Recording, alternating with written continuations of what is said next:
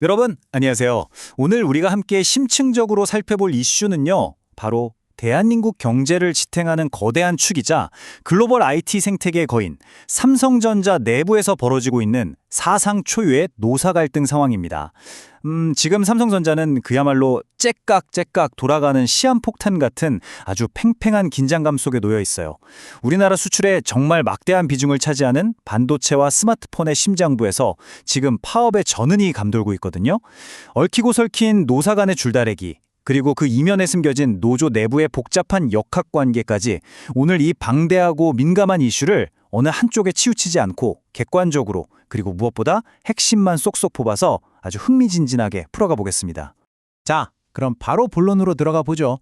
여러분, 10이라는 숫자, 딱 열흘 남았습니다.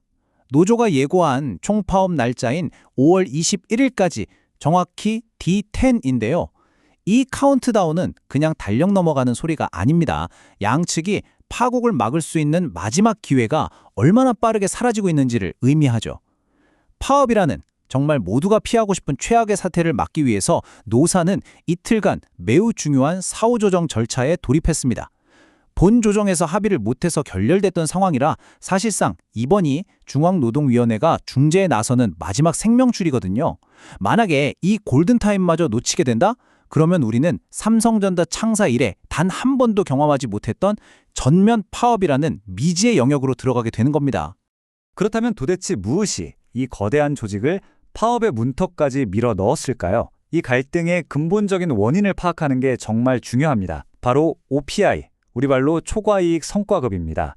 이게 바로 이번 협상 전체를 관통하는 뇌관이자 가장 핵심적인 쟁점인데요. 여러분, 삼성전자 직원들에게 OPI는 단순히 연말에 받는 보너스 봉투 그 이상의 의미입니다. 한 해 동안 피땀 흘린 노력에 대한 가장 확실한 지표이기도 하고 실제 연봉에서 엄청난 비중을 차지하는 아주 결정적인 보상 시스템이거든요. 그래서 이번 사후조정에서도 양측은 도대체 이 성과급을 어떤 방식으로 산정할 것인가를 두고 그야말로 한치의 양보도 없는 치열한 공방을 벌이고 있는 상황입니다.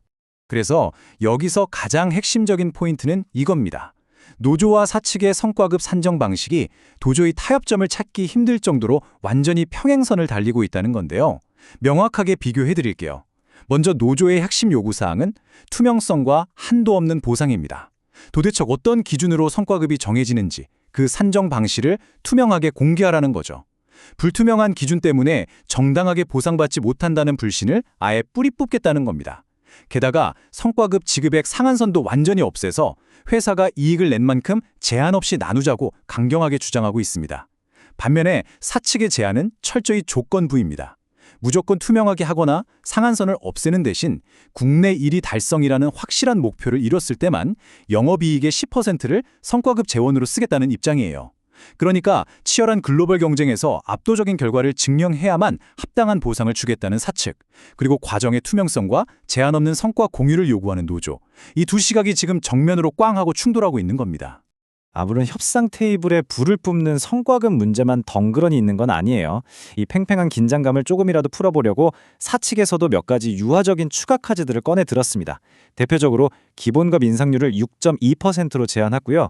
또 하나 눈에 띄는 게 직원 복지 차원에서 상당히 파격적인 제도를 내놨습니다.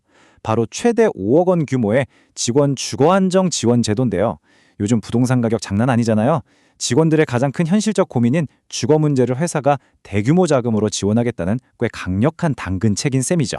그러니까 성과급이라는 이 거대한 산을 넘기기 위해서 기본급 인상과 막대한 복지 혜택이라는 카드들이 함께 오가며 아주 복합적인 줄다리기가 이어지고 있는 겁니다. 자, 예상치 못한 변수, 노조 내부의 갈등, 이 부분도 짚고 넘어가야겠습니다. 여기서 상황을 더 복잡하고 또 흥미롭게 만드는 지점이 나옵니다. 노조가 하나의 목소리를 내는 게 아니라 여러 갈래로 쪼개져 버린 건데요. 지금 교섭권을 쥐고 있는 가장 큰 세력이 초기업 노조입니다. 그런데 제2대 노조인 전삼노 측에서 초기업 노조한테서 교섭권 빼앗아 와야 한다 라며 아주 강하게 반발하고 나섰어요. 왜 그럴까요?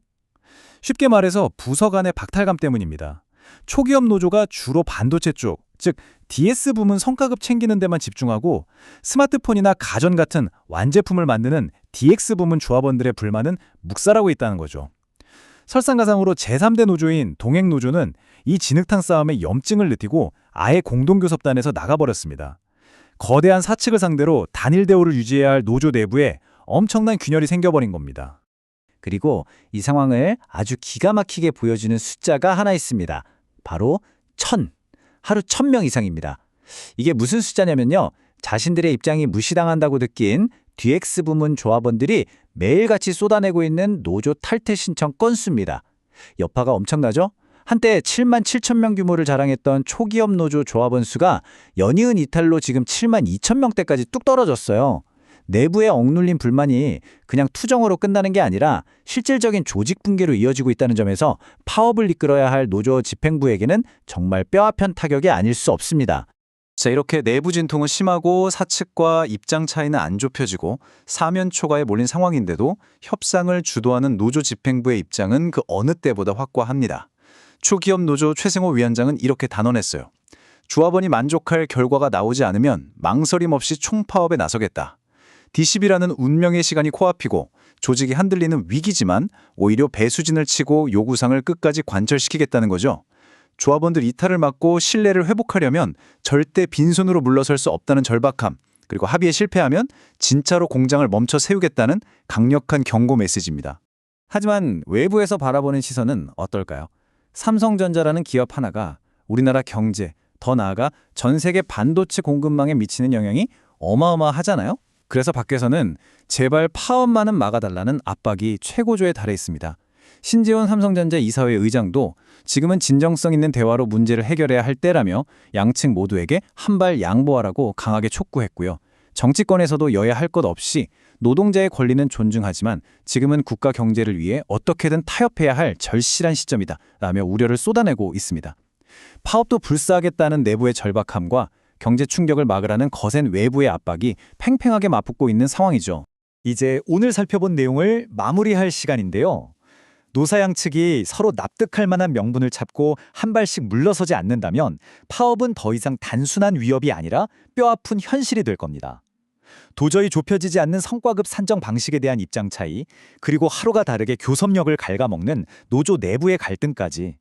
째깍거리는 시계탑 아래서 진행되는 이 피말리는 마지막 사후 조정은 과연 극적인 타협이라는 돌파구를 찾아낼까요? 아니면 대한민국 경제 전반을 뒤흔들 사상 초유의 총파업으로 이어지게 될까요? 경제계 전체가 숨지게 지켜보고 있는 이 10일간의 카운트다운. 여러분은 과연 어떤 결말을 예상하십니까? 오늘 심층 분석은 여기서 마치겠습니다. 끝까지 함께해 주셔서 감사합니다.